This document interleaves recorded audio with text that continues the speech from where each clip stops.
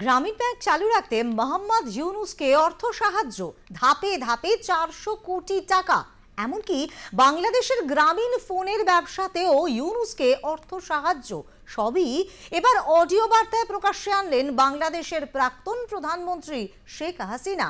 সেনার চাপে ইস্তফা জল্পনার মাঝে অন্তর্বর্তী সরকারের প্রধান উপদেষ্টাকে কার্যত তুলোধনা হাসিনার। চলতি বছরের মধ্যে নির্বাচন করাতে সেনার চাপে অন্তর্বর্তী সরকারের প্রধান উপদেষ্টার ইস্তফা জল্পনা নিয়ে তোলপাড় গোটা বাংলাদেশ। তার মাঝেই ইউনুসকে কার্যত তুলোধনা করলেন প্রাক্তন প্রধানমন্ত্রী শেখ হাসিনা। দেশে বিদেশে যে বিশাল সাম্রাজ্য তৈরি করেছেন বর্তমান বাংলাদেশের অন্তর্বর্তী সরকারের প্রধান উপদেষ্টা, তা হাসিনার অডিও বার্তায় প্রকাশ্যে এসেছে। সোশ্যাল মিডিয়ার পোস্টে বিস্ফোরক অভিযোগ করে হাসিনা বলেছেন, বিচ্ছিন্নতাবাদীদের সাহায্যে দেশ চালাচ্ছেন ইউনুস। এই লোকটাই নাকি বাংলাদেশকে শিখরে নিয়ে যাবে বলে সবাই ভেবেছিল। কিন্তু আজ বাংলাদেশে কারা আছে? জঙ্গি সন্ত্রাসী গ্রুপ। তাদের সাহায্যে সাজানো দেশটাকে তছনছ করছে ইউনুস। হাসিনার অভিযোগ, আমি ইউনুসকে অর্থ সাহায্য করে তখন গ্রামীণ ব্যাংক চালু রাখতে আমার দ্বারস্থ হন ইউনুস। প্রথমে 100 কোটি, তারপর 200 কোটি, এরপর আরো 100 কোটি টাকা দিয়ে গ্রামীণ ব্যাংকটা চালু রাখার জন্য সহায়তা করি। সেই সময় সরকার থেকে সব মিলিয়ে 400 কোটি টাকা দিয়েছে। সেই টাকা সরিয়ে রেখে এত শয়তানি করবে কে জানে, কিন্তু সে টাকার হদিশ নেই।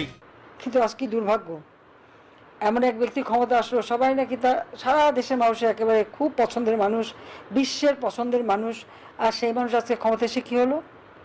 আর এই লোকটাকে তো তার যত অর্থ মানে প্রতিপত্তি সেগুলি খোলা দরজা খুলে তো আমি দিয়েছিলাম, আমার কাছে হাত পেতে ছিল। আমি যখন 96 সালে সরকার গঠন করি, গ্রামীণ ব্যাংকে টাকা নেই, টাকাগুলি যে সে সরিয়ে রেখেছে কল্যাণ ফান্ড করে, সেটা তো আমার জানা ছিল না। মানে এত বড় চিঠিং করবে সেটা তো আমরা ধারণাই করতে পারিনি। মানুষ যে এত ভিতরে এত শয়তানি বুদ্ধি থাকবে আমি জানবো কোত্থেকে। বলছে টাকা নেই, ক্ষুদ্র ঋণ দেওয়া যাচ্ছে না, সাথে 100 কোটি টাকা দিলাম। তখন একটা বন্যা, বিশাল একটা বন্যা মোকাবেলা করেছি তুই সময়। তারপরে আবার আসলো 200 কোটি টাকা, আবার আসলো 300 কোটি টাকা, 400 কোটি টাকা আমরা দিয়েছি মোট। সে টাকা কিন্তু কোনো হদিস নাই। শুধু তাই নয়, বাংলাদেশের গ্রামীণ ফোনের ব্যবসাতেও ইউনুসকে সাহায্য করেন শেখ হাসিনা। অডিও বার্তায় হাসিনা বলেন, গ্রামীণ ফোনের ব্যবসাটা আমি তাকে দিয়েছিলাম, কারণ গ্রামীণ ব্যাংক তখন পতনের দিকে যাচ্ছিল। ইউনুস প্রস্তাব দিলেন, গ্রামীণ ফোনের ব্যবসাটা তাকে দিলে এখান থেকে যে লাভ আসবে তা দিয়েই গ্রামীণ ব্যাংক চলবে। ইউনুসকে জিজ্ঞাসা করা উচিত, গ্রামীণ ফোনের একটি টাকাও গ্রামীণ ব্যাংকে দেওয়া হয়েছে কিনা। শেখ হাসিনার আরো প্রশ্ন, দেশে কারো মনে প্রশ্ন জাগে না 6000 টাকার বেতনে যে ব্যক্তি 1990 সালে গ্রামীণ ব্যাংকের এমডির চাকরি পেল, তার আজ কি করে দেশে বিদেশে হাজার হাজার কোটি টাকার মালিক হলো? কি চলছে দেশে? এখন কেন কেউ কিছু বলছেন না, লিখছেন না? ফোন এটা ব্যবসাটা দিলে পরে আমি যখন সমস্ত অ্যানালগ ফোনকে ডিজিটাল করা, মোবাইল ফোন উন্মুক্ত করে দিলাম টেন্ডারে, যে কটা কোম্পানি আমি দিয়ে দেবো, মানুষের হাতে হাতে থাকবে। ডক্টর ইউনুসকে একটা দিয়ে দিলাম, কারণ তিনি প্রতিদিন আমার কাছে ধন্যবাদ দিতে, আমি দিলাম। সেটাও তো সে বলতে গেলে ওখান থেকেই টাকা বানিয়ে কিন্তু মেরে খেলো। আমি জানি না এখন কারো মনে এই প্রশ্ন জাগে না কেন, যে এই যে 6000 টাকা বেতনে যে ব্যক্তি 1990 সালে গ্রামীণ ব্যাংকের এমডির চাকরি পেল এবং চাকরি করত, সে কী করে দেশে বিদেশে হাজার হাজার কোটি টাকার মালিক হলো? এই কথাটা কারো মনে প্রশ্নটা জাগলো না কেন? বারবার তো আমাদের পরীক্ষা দিতে হচ্ছে। 2001 সালে বিএনপি এসে খোঁজ করলো আমাদের কোথায় কী সম্পত্তি আছে। খোঁজ করতে করতে মজার ব্যাপার হলো যে আমেরিকায় FBI খুঁজে বের করলো তারেক জিয়ার দুর্নীতি, সেই সিমেন্সের কাছ থেকে টাকা খাওয়া, খালেদা জিয়ার নাইকোর দুর্নীতি, এবং FBI লোক কিন্তু এসে তারেক জিয়ার বিরুদ্ধে সাক্ষী দিয়ে গেছে। আর নাইকোর কেসে FBI কিন্তু অপেক্ষা করছিল এসে সাক্ষী দেবে। তখন খালেদা জিয়া অসুস্থ দেখে আর কোর্টে যেতে পারে না, বিচার দেরি করতে করতে এখন তো যাক, এনু সাহেব এসে সব নিজের যত দুর্নীতির মামলা, 5টা দুর্নীতির মামলা মানি লন্ডারিং, গ্রামীণ ব্যাংকের টাকা, গ্রামীণ ফোনের টাকা, সব এমনকি শ্রমিকদের টাকা মেরে খেয়ে শ্রমিক আদালতে সাজাপ্রাপ্ত আসামি হচ্ছে ডক্টর ইউনূস। চলে চলে মাস দুটো ভাই, এবং ক্ষমতা এসে যত দুর্নীতির মামলা ছিল সব বাতিল করে দিল, নিজেরটাও করলো, বাকিদের করলো।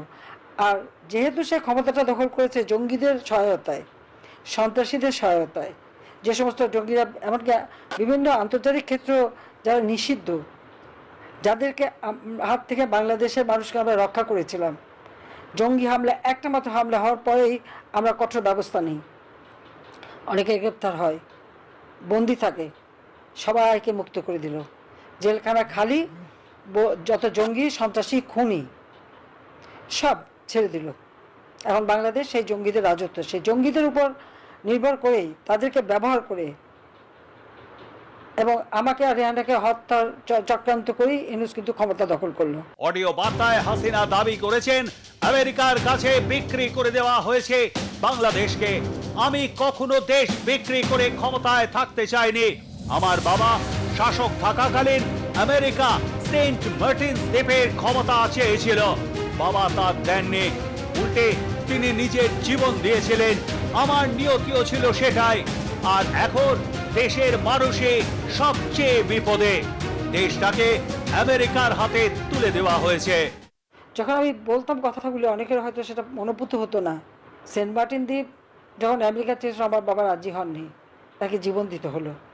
আর আমার ভাগ্যে সেটাই জুটলো, কারণ দেশ বিক্রি করে ক্ষমতায় থাকতে হবে এই চিন্তা আমার কোনোদিনই ছিল না।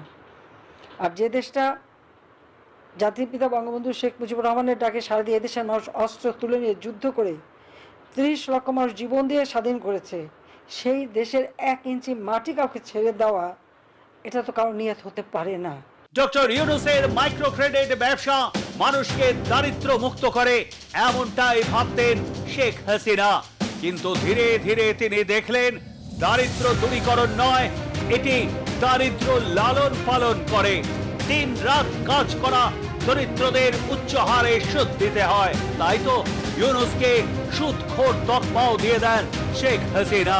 আর ইউনূসের পদত্যাগ জল্পনার মাঝে হাসিনার এমন আক্রমণ অন্তর্বর্তী সরকারের প্রধান উপদেষ্টার ওপর চাপ আরো বাড়বে বলে মনে করেন ওয়াকিবহাল মহল। Bureau report, R plus news.